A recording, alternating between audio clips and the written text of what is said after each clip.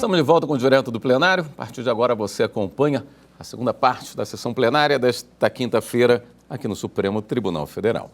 O ministro Dias Toffoli entrou na sessão, tá bem? O ministro Dias Toffoli entrou.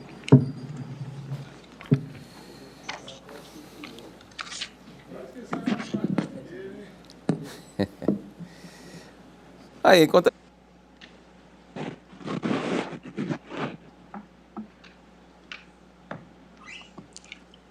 Obrigada, podemos nos sentar. Renovando minhas saudações a todos, declaro reaberta a sessão. Temos nesse processo o pedido de vista do ministro André Mendonça. Eu consulto os colegas se algum tem interesse em antecipar o voto. Presidente. Pois não. Eu já preparei, peço vênia, ministro André, mas anteciparei meu voto em virtude da proximidade da prescrição. Está com a palavra, ministro Alexandre. Obrigado, presidente. Eu juntarei o voto escrito, faço um rápido resumo. Não há, e afasto aqui inicialmente, como já foi afastado pelo eminente ministro relator e pelo eminente ministro revisor, não há que se falar em qualquer, ao meu ver, nenhuma nulidade processual em relação às supostas ilegalidades alegadas, principalmente a questão da usurpação da competência, ou mesmo quanto à imprescindibilidade da realização do exame de corpo de delito. Então, entendo e depois fundamento, mas nos mesmos moldes já trazidos pelo relator e pelo revisor, entendo que superadas estão as preliminares. No mérito, presidente, entendo também que seja caso de procedência da ação penal. A materialidade criminosa está consubstanciada nas provas documentais, largamente acostadas no inquérito policial, especialmente na notícia crimes, apresentada em diversos documentos de natureza bancária, folha 547 do volume 1, nas declarações, nos documentos fornecidos pela Câmara dos Deputados, em extratos financeiros disponibilizados após a quebra de sigilo bancário do réu e de seus assessores, e por vários documentos juntados. Então, não me parece existir dúvida sobre a materialidade do delito. Da mesma forma, a autoria criminosa, a meu ver, é certa. Os instrumentos, os elementos, colhidos no curso da instrução processual formaram um acervo probatório que leva à conclusão da autoria pelo réu Silas Câmara, relevando a existência de um esquema criminoso de desvio de recursos públicos na Câmara dos Deputados em proveito próprio, num período de janeiro de 2000 a dezembro de 2001. A chamada aqui rachadinha, ou vulgarmente conhecida como rachadinha. Eu tive a oportunidade, presidente, no julgamento proferido no Tribunal Superior Eleitoral, no RESP 060235, de minha relatoria, julgado o ano passado, em 19 de agosto de 2021, afirmar que exatamente esse modus operandi que o Ministério Público denunciou e durante a instrução processual penal apresentou provas e, a meu ver, comprovou, esse modus operandi constitui a prática ilícita da chamada rachadinha. Porque, ao mesmo tempo, e isso me parece importante, a defesa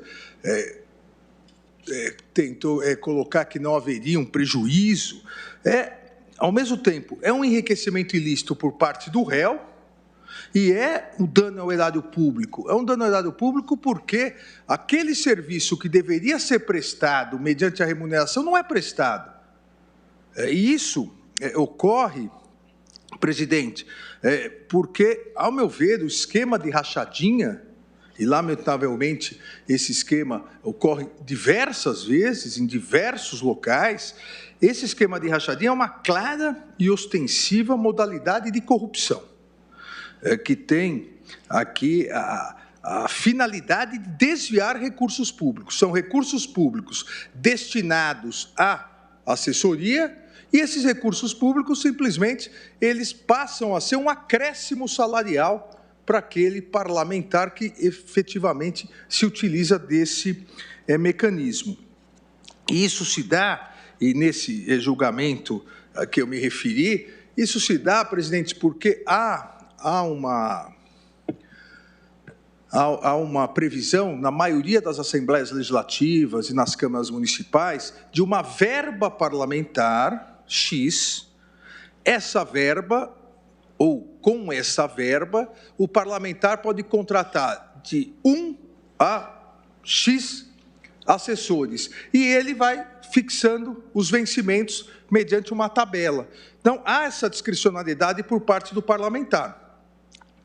Se o parlamentar não se utilizar dessa verba, ou seja, se ele não pagar tudo que os servidores foram fixados para os servidores, esse dinheiro ficaria para o erário público. Aqui está o dano ao erário público.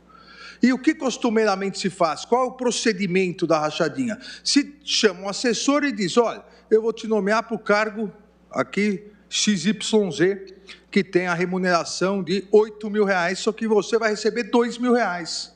Ora, alguém que vai receber 2.000 dos 8 não vai realizar o mesmo serviço que realizaria. Só isso já constata o prejuízo ao erário público. E essa diferença acaba revertendo para o parlamentar que nomeou o servidor.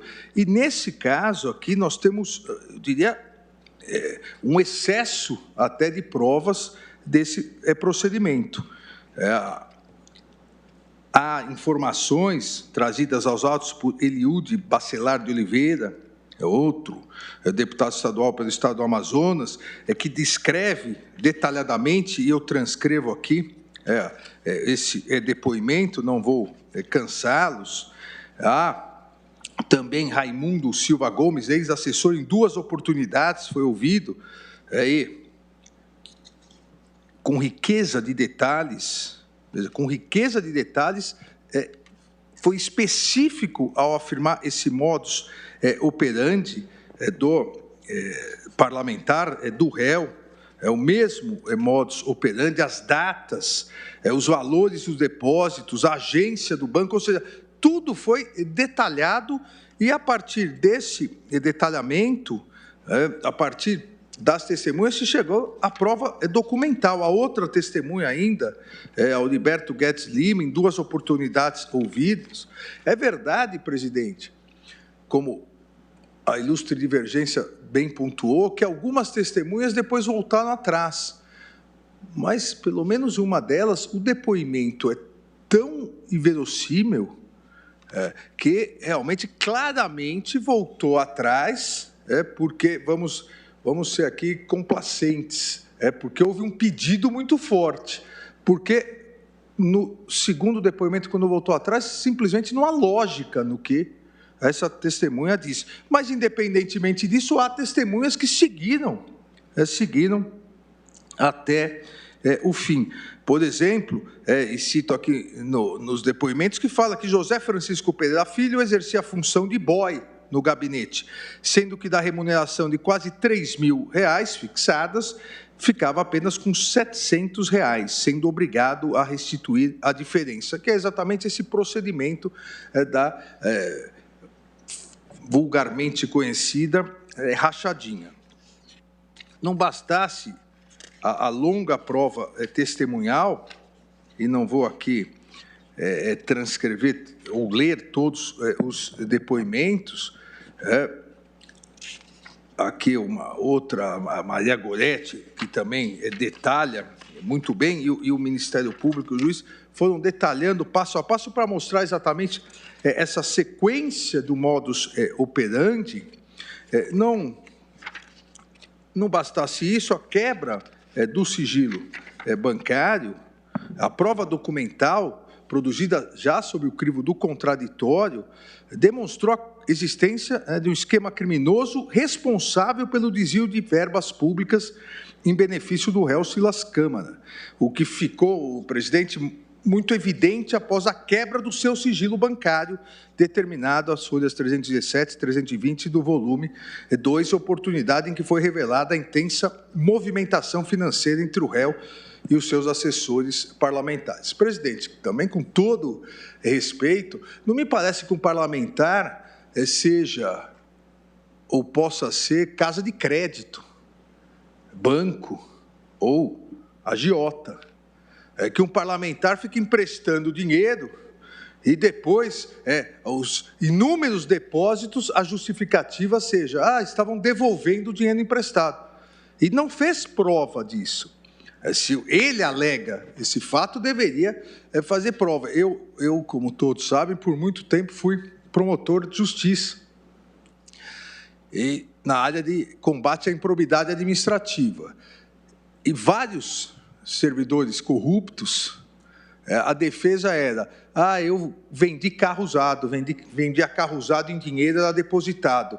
Ou, que a minha esposa faz doce para fora e os depósitos são todos pequenos.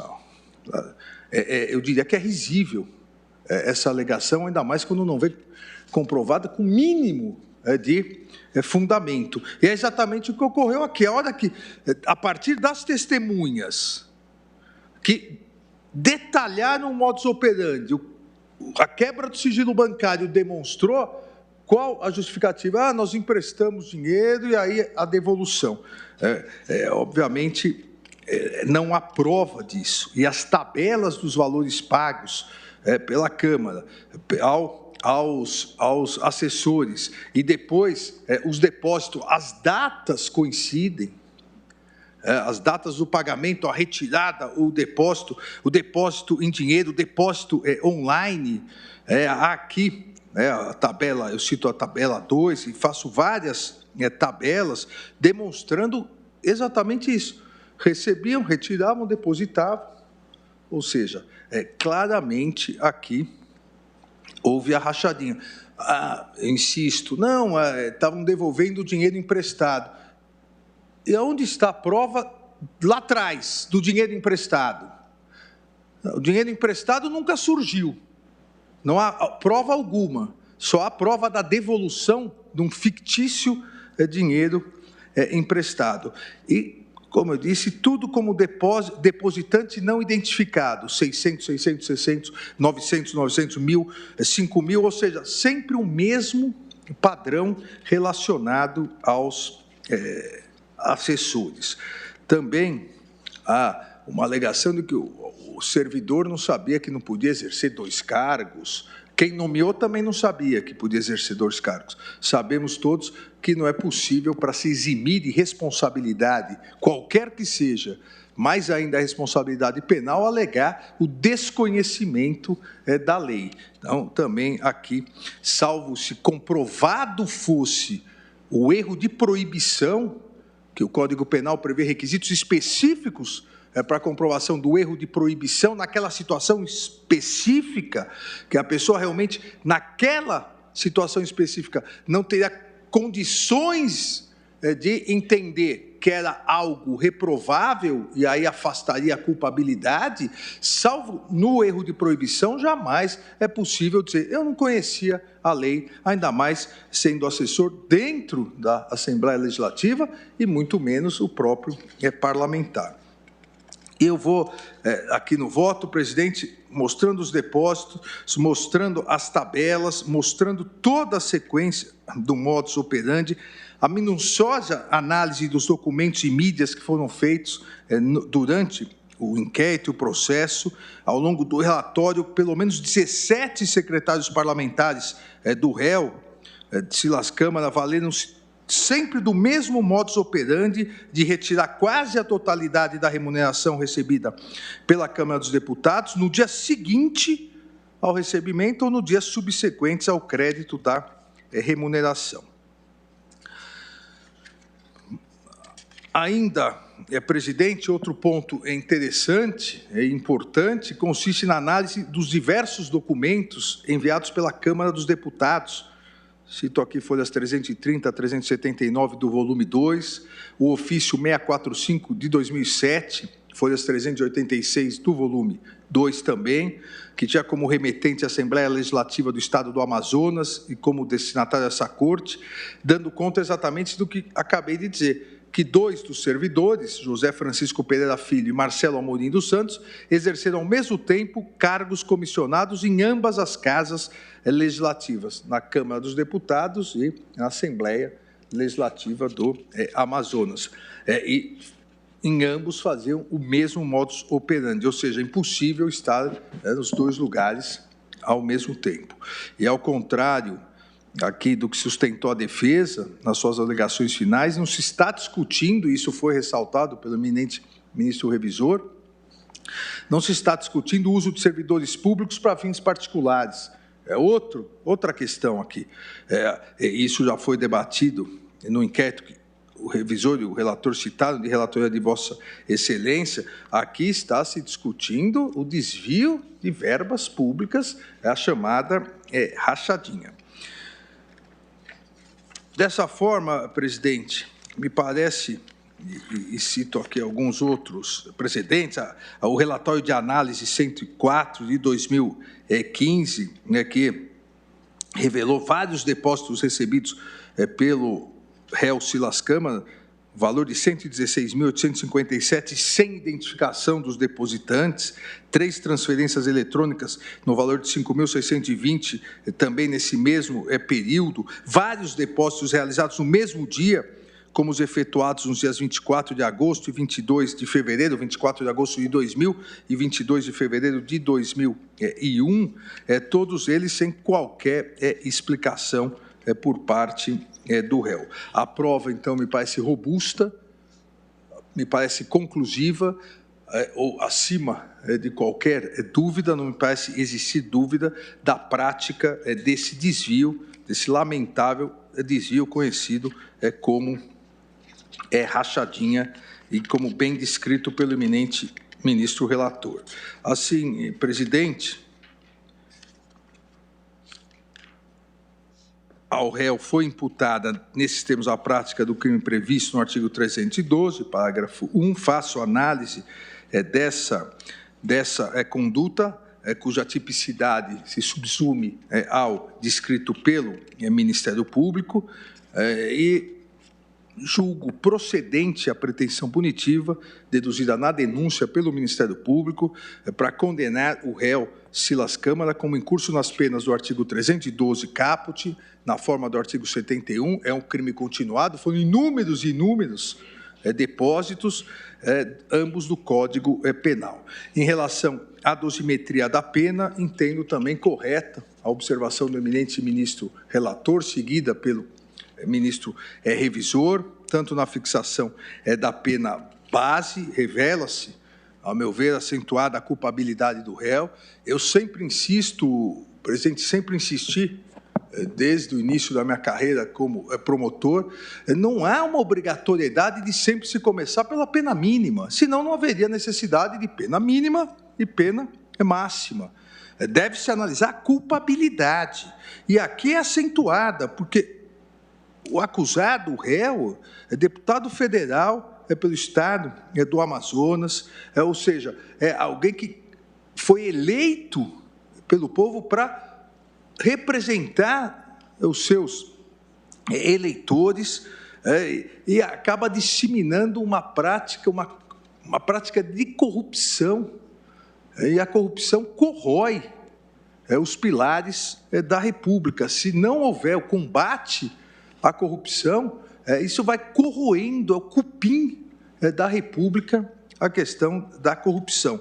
E Sua Excelência, o eminente ministro relator, bem fixou, a meu ver, a pena base em 4 anos e 6 meses de reclusão, e a partir da pena base em 4 anos e 6 meses de reclusão, aplicando o artigo 71 do Código Penal, reconhecendo 7 vezes, pelo menos 7 sequenciais crimes, e a partir daí reconhecendo o crime continuado, aumentou a pena pelo crime continuado no mínimo 1/6.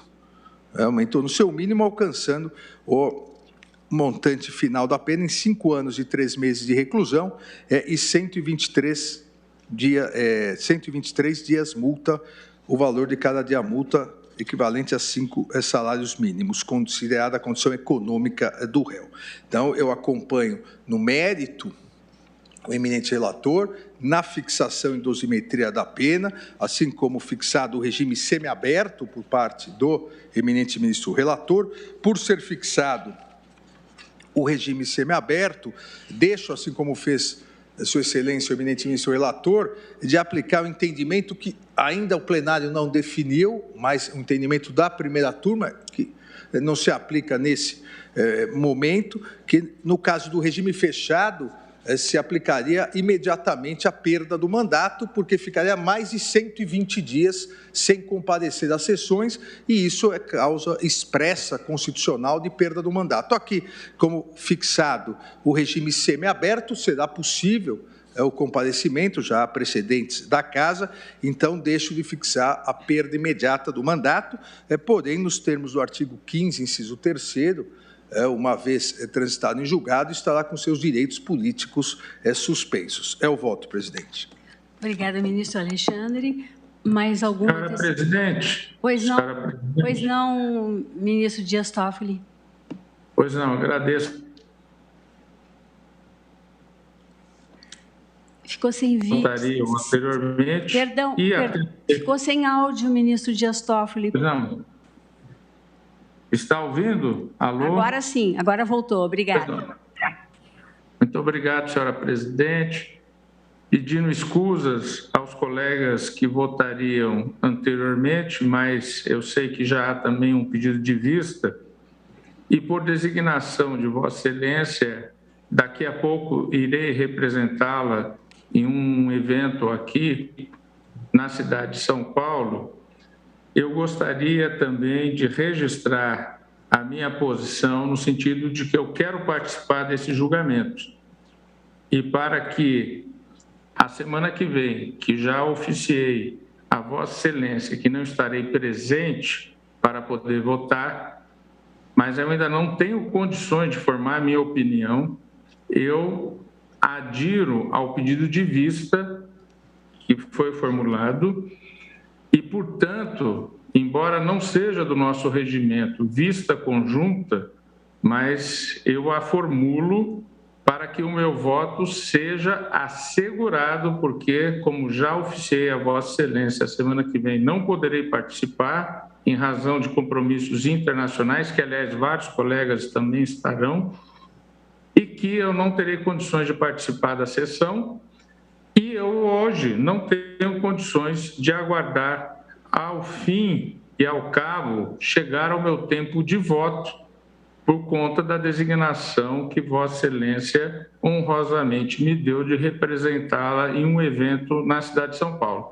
Por isso, para otimizar e dar eficiência, embora não seja previsto em nosso regimento, mas é no Congresso Nacional, na Câmara e no Senado a possibilidade de vista conjunta. Então, me associo à vista conjunta pedida pelo ministro André Mendonça e, assim, eu peço vista também do caso e peço licença para me ausentar, porque terei que assumir compromissos aqui adredemente para representar o Supremo. Era isso que eu gostaria de falar, agradecendo a Vossa Excelência e pedindo vênia aos colegas que votariam antecipadamente. Agradeço, ministro Dias Toffoli, vista assegurada. Então, criamos também essa possibilidade que usamos lá no CNJ, na última sessão também já tivemos vista conjunta. Agradeço a Vossa Excelência. Pergunto se mais algum colega... Senhora presidente, eu gostaria de, com as vênias do ministro André e também agora do ministro Dias Toffoli, como eu disse, como já estudei, tenho voto escrito de que farei juntada, senhora presidente, eu gostaria de já manifestar e dar o meu voto para que pudesse juntar e, portanto, com as vênias devidas, gostaria de... Está com a palavra, ministra Carmen. Senhora presidente, hoje o ministro, eu cumprimento Vossa Excelência, os senhores ministros, especialmente o ministro relator, ministro Roberto Barroso, também o ministro revisor, ministro Fachin, a senhora vice-procuradora-geral da República, senhores advogados, especialmente os advogados, que aqui representam as partes, no caso, especificamente, o réu, senhores advogados demais que acompanham esta sessão, senhores servidores, na pessoa da doutora Carmen Lira, e também, de uma forma muito especial, os estudantes que comparecem nesta sessão, nos dando a honra de sua presença. Senhora Presidente, hoje o ministro Fachin reiterou que tinha sido muito bem posto já no voto do ministro relator, ministro Roberto Barroso, sobre o relatório, os fatos, tudo aquilo que é objeto do nosso julgamento, e agora, em parte, ainda que mais brevemente reiterado pelo ministro Alexandre de Moraes, nessa ação penal contra o deputado federal Silas Câmara, também seu ex-secretário, na forma que foi posto, que foi mantido no Supremo, como Sua Excelência o ministro relator, nas preliminares de competência do Supremo para o julgamento desta ação penal, com a justificativa que foi por ele apresentada, que eu também estou reiterando no voto, e considerando que há relação de causalidade entre os crimes imputados e o exercício do cargo do réu, eu estou considerando competente este Supremo para o julgamento da presente ação quanto ao réu, Silas Câmara. Da mesma forma, estou afastando a alegação de instauração da investigação por autoridade incompetente. Na terceira, a alegação de nulidade por ausência de realização do exame de corpo de delito. Portanto, estou rejeitando as preliminares, também seguindo, neste caso, o ministro relator e também o ministro revisor. Me parece que também agora o ministro Alexandre. No mérito, senhora presidente, como já foi feito pelo relator, pelo revisor, eu estou afastando uma das imputações que foram feitas, porque não me parece devidamente compreendido numa tipicidade que levaria à comprovação de fatos, mas estou considerando absolutamente rígidas as provas apresentadas, o que agora vem de reiterar o ministro Alexandre de Moraes, no sentido de que aqueles depósitos feitos foram referentes, a alegação de que teriam sido referentes não encontra aqui a comprovação devida para desfazer o que foi apresentado e destacado pelo ministro relator, que também demonstrou que não tem comprovação de contrato de locação, de objetos específicos. Estou, portanto, senhora presidente, quanto a esta tipificação e absolvendo de um dos crimes, também concluindo no sentido de julgar, e pergunto ao ministro Alexandre, que concluiu dizendo que julgava procedente, parcialmente procedente como relator? Exato, acompanho. Porque de um dos crimes houve a absolvição. Eu também estou votando no sentido, portanto, que foi já expresso no voto do ministro relator, de julgar parcialmente procedente a pretensão punitiva deduzida, exatamente nos termos por ele expostos, condenando o deputado pela prática do delito de peculato desvio, com base no que está tipificado no caput do artigo 312. Estou aceitando também a dosimetria e fixando o regime semiaberto como relator, portanto, estou votando integralmente nos termos do voto do relator. E farei, como eu disse, senhora presidente, a juntada de voto escrito. Agradeço à ministra Carmen Lúcia. Pergunto se algum outro colega fará antecipação. Senhora presidente, eu vou aguardar a devolução dos pedidos de vista. Obrigada, ministro. Eu também vou aguardar a devolução do pedido de vista e acho, certamente, o vistor, aquele que pede vista, tem, no caso específico, que levar em conta a questão da prescrição, que está eventualmente posta, mas eu gostaria de fazer algumas considerações a propósito deste processo e do fato de nós estarmos a julgar essas matérias no pleno, o que eu considero, presidente, uma ideia infeliz, a mudança do regimento ocorrida na gestão do ministro Luiz Fux. Até hoje, nós julgamos, desde a mudança, o processo do Daniel Silveira e aquele do deputado André.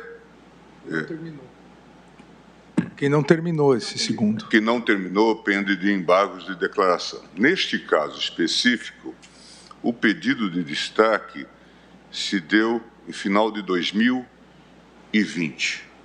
Portanto, Desde então, a matéria pende de afetação e discussão no plenário.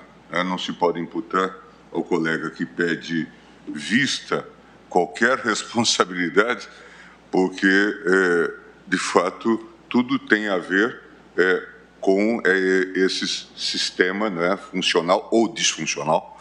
Talvez é perceptível a dificuldade de julgar essas matérias no plenário. Foi por isso que se fez o retorno à turma. Eu hoje até em conversas com Vossa Excelência me lembrava que quando se fez a primeira mudança, fizeram as primeiras reformas, uma delas foi sobre a extradição. Nós tínhamos uma imensa dificuldade de julgar extradições no plenário.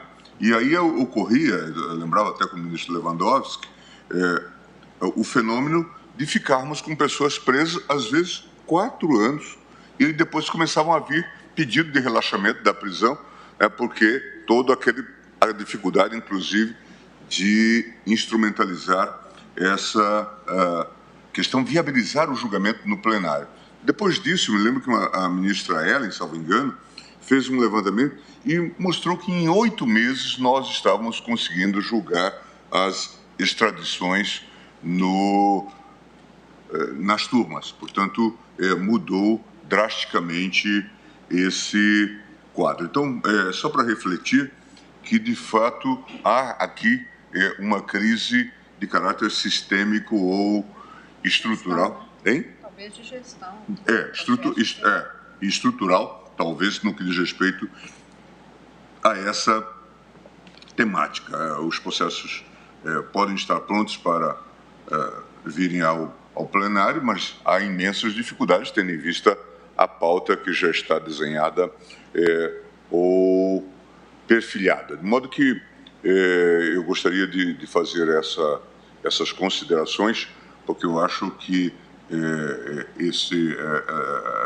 essa pequena desinteligência ou esse incidente vai deitar luz sobre questões que precisamos eventualmente corrigir. Eu acho que é fundamental, e é fundamental preservar o direito de o colega pedir vista. Isso é fundamental.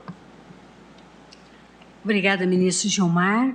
Eu vou antecipar também o meu voto, pedindo vênia ao ministro André, ao ministro Dias Toffoli, né? E vou fazer o resumo do resumo, também acompanhando o eminente relator, e aliás a todos os colegas, porque com relação à segunda preliminar, que diz com ausência de exame do corpo de delito, não houve qualquer divergência. A divergência que foi aberta pelo ministro Nunes Marques diz com a primeira preliminar, né, pertinente à instauração de inquérito policial alegadamente em usurpação da competência do Supremo Tribunal Federal. Com todo respeito, eu entendo inviável reconhecer essa nulidade arguída, uma vez que, na minha leitura dos autos, não foi executada, sob a supervisão do juízo de primeiro grau, qualquer diligência sujeita à cláusula de reserva de jurisdição. Todas as medidas invasivas da fase investigativa foram decretadas pelo Supremo Tribunal Federal. Além disso, o pacífico entendimento da Casa, no sentido de que as nulidades eventualmente ocorridas na fase inquisitorial não se comunicam para a ação penal, de sorte que o vício, se ocorrido, já estaria sanado com o recebimento da denúncia por esta Suprema Corte em 2 de dezembro de 2010. E, por fim, a defesa, na minha visão, não demonstrou a ocorrência de qualquer prejuízo oriundo da investigação embrionária conduzida pela Polícia Judiciária Federal. Circunstância essa que, igualmente, constitui fator inibitório ao reconhecimento da nulidade arguída. Estou aqui invocando o artigo 563 do Código de Processo Penal e também a firme jurisprudência da Corte com relação ao tema. Eu deixo de me pronunciar, de fundamentar, porque também estou rejeitando a segunda preliminar, até aqui rejeitada de forma unânime. Especificamente quanto ao mérito, crime, acusação imputa ao deputado a prática em continuidade delitiva do crime de peculato furto, previsto no artigo 312, parágrafo 1º do Código Penal. A despeito deste enquadramento feito na peça acusatória, tenho para mim, na linha do voto proferido pelo eminente relator e pelos colegas que me antecederam e que seguiram essa linha, de que as condutas descritas encontram exata correspondência típica na figura do peculato próprio, modalidade desvio, caput do artigo 312, sendo o caso de recorrer-se, nesta ocasião, ao Instituto da Emendatio Libelli, para efeito de ajustar, em homenagem ao princípio da taxatividade penal, a capitulação proposta na denúncia. Então, discorro sobre isso no voto e, especificamente, ainda destaco que, se o agente tem a prerrogativa funcional de dispor de recursos públicos, com a faculdade de acionar a seu exclusivo e soberano juízo o empenho de dotações orçamentárias destinadas a atender despesas com pessoal, ainda que a exerça com o concurso burocrático de outros servidores públicos, ele tem, ao menos para os fins penais, a posse desses valores, conforme regulamentado no ato da mesa da Câmara dos Deputados, número 72, de 1997, que dispõe sobre os cargos em comissão do secretariado parlamentar do quadro de pessoal da Câmara dos Deputados. Todo deputado federal acha-se investido do poder discricionário de indicar aqueles que irão exercer cargos comissionados de livre nomeação e exoneração em seu gabinete parlamentar ou no escritório estadual de representação política. Além disso, como titular do gabinete, a ele também compete fixar os níveis de remuneração de seus indicados, podendo ainda atribuir-lhes uma gratificação de representação de gabinete correspondente a 100% do respectivo estipêndio. Inquestionável, portanto, na minha visão, o poder de disposição ou a disponibilidade jurídica do acusado sobre os recursos desviados do erário. Tais circunstâncias convertem-se, no caso de desvio de tais verbas para fins particulares, em sujeito ativo do crime de peculato próprio. Aqui eu estou me reportando, ministro Alexandre de Moraes, ao inquérito 3.508, da relatoria de Vossa Excelência, que apreciamos na primeira turma, publicação no Diário de Justiça de 21 de setembro de 2018. Assim, ultimada a Emendatio Libelli, não há falar em prejuízo à defesa, porquanto presentes na exordial acusatória, de modo claro e objetivo e explícito, os elementos constitutivos do tipo penal descrito no artigo 312, caput do Código Penal.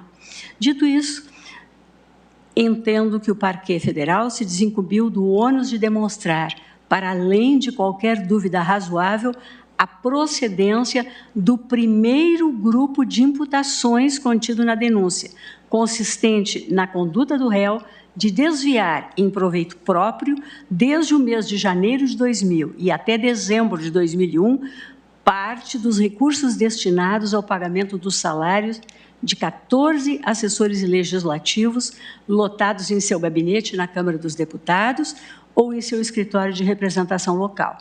Ao assim proceder, incorreu por reiteradas vezes na prática criminosa que popularmente se batizou de rachadinha e que encontra perfeita adequação típica no preceito incriminador descrito no artigo 312, caput do Código Penal.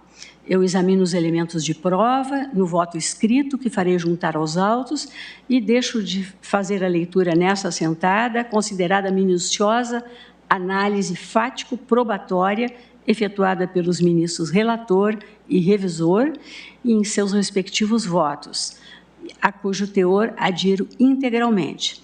Apenas registro que a defesa não conseguiu neutralizar, na minha visão, a carga incriminatória resultante dos dados de convicção produzidos nos autos.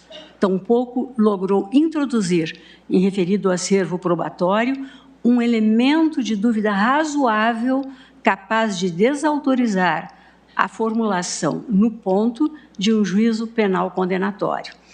Em suma, falta consistência à justificativa dada pelo acusado à rotina de depósitos anônimos recebidos fracionadamente em suas contas bancárias durante os anos de 2000 e 2001. O ministro Alexandre já discorreu com toda pertinência a respeito. Não comprovada, de resto, prossigo, a ocorrência de tais fatos desconstitutivos da pretensão acusatória, ônus a cargo exclusivo do réu. Estou me reportando aqui a inúmeros processos, especificamente esse, a ação penal 694 da minha relatoria. Não merece guarida ainda a tese de atipicidade da conduta, amparada na alegação de que os vencimentos dos secretários parlamentares ostentariam natureza privada, tratando-se, assim, de bens livremente disponíveis por seus titulares. O raciocínio pode parecer sedutor nas hipóteses em que o comissionado efetivamente exerce a função pública na qual investido e, além disso, recebe o piso remuneratório da categoria, o que poderia sugerir ausência de dano material ao erário. Isso porque a exigência ou não de prejuízo ao Tesouro Público, para efeito de caracterizar-se no plano da tipicidade penal o delito de peculato, é, de fato, uma questão contenciosa na doutrina e nos tribunais judiciários.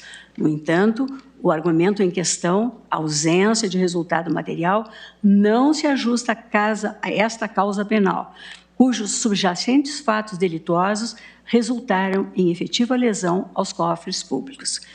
O deputado federal pode escolher, como destaquei, dentre os 25 níveis de remuneração existentes, aquele em que será enquadrado seu secretário parlamentar, além de poder atribuir a seu assessor uma gratificação de gabinete correspondente a 100% do salário. Se, ao invés de fixar para seu assistente legislativo uma faixa remuneratória cujo estipêndio corresponde a X, em vez de assim proceder, ele integra-o em outra com vencimentos 2 vezes X, para o fim de desviar em proveito próprio metade desse pagamento, essa dinâmica constitui evidente estratégia de desvio de recursos públicos. Insustentável, nessa perspectiva, com a devida vênia, o raciocínio segundo o qual tais valores constituiriam ativo privado à livre disposição de seu titular. No caso concreto, como se observa das planilhas das folhas 330 a 379, o réu enquadrou seus secretários parlamentares, cujos vencimentos foram em parte ou totalmente desviados, nas mais elevadas faixas remuneratórias, de sorte que, ainda que tenham efetivamente desempenhado suas respectivas atribuições funcionais e retido parcela do estipêndio, a fração salarial entregue ao congressista configura nítido desvio criminoso de verba pública com efetivo dano material ao erário. Dessa maneira, eu concluo que o réu desviou por diversas vezes, em proveito próprio, dinheiro público de que tinha disponibilidade jurídica em razão do cargo, expondo-se assim às penas do artigo 312, caput, combinado com o artigo 71, também caput, ambos do Código Penal. Quanto ao segundo conjunto de imputações descrito na denúncia, que diz com a inclusão de 3 empregados particulares do acusado na folha de pagamento da Câmara dos Deputados, tal como o relator, o revisor e os que me antecederam, eu verifico um cenário de insuficiência probatória que só pode conduzir à absolvição penal do réu. Neste ponto, o Ministério Público não se desincumbiu do ônus de comprovar de modo satisfatório os elementos constitutivos de sua pretensão acusatória, incidência do artigo 386, 2 do CPP.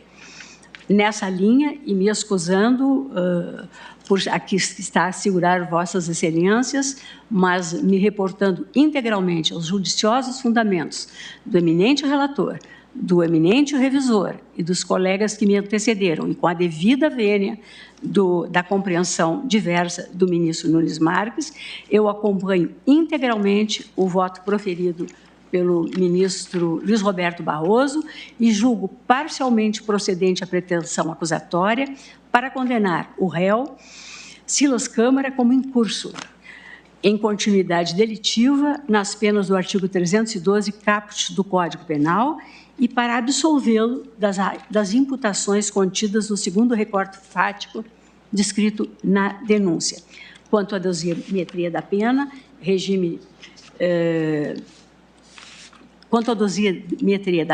eu acompanho integralmente o voto do eminente relator e o mesmo quanto ao regime prisional a lhe ser imposto. Eu vou fazer a juntada do voto na íntegra, onde eu analiso também com minúcias a prova acolhida e, embora reconhecendo que haja os depoimentos trazidos e destacados pelo ministro Nunes Marques, num sentido não favoráveis à acusação, na minha visão, há elementos mais do que suficientes e que foram aqui detalhados no sentido da sua efetiva culpabilidade. Então, eu concluo votando com o eminente relator. Observados todos os parâmetros condenatórios por ele propostos. E assim, senhores ministros, eu vou proclamar o resultado provisório. Nesta sessão, após o voto do eminente revisor, acompanhando o relator, e do pedido da divergência aberta pelo ministro Nunes Marques, que declarou a nulidade das provas produzidas no inquérito instaurado, sem indispensável autorização e supervisão judicial dessa Corte, e julgou improcedente a pretensão punitiva com fundamento no artigo 386.2 do CPP e, subsidiariamente, caso superada a nulidade apontada, julgou improcedente a denúncia, absolvendo o réu por insuficiência de provas seguras para uma condenação, nos termos do artigo 386, inciso 7 do Código de Processo Penal, pediu vista regimental o ministro André Mendonça, pedido este a que aderiu o ministro Dias Toffoli. Anteciparam os votos os ministros Alexandre de Moraes, Carmen Lúcia e presidente, acompanhando o eminente relator. Suspenso o julgamento. E agora só me resta agradecer a presença, aguardo os demais, é o que te havia faltado. Só me resta agradecer a presença de todos, desejar uma excelente noite e declarar encerrada a sessão. Muito obrigada.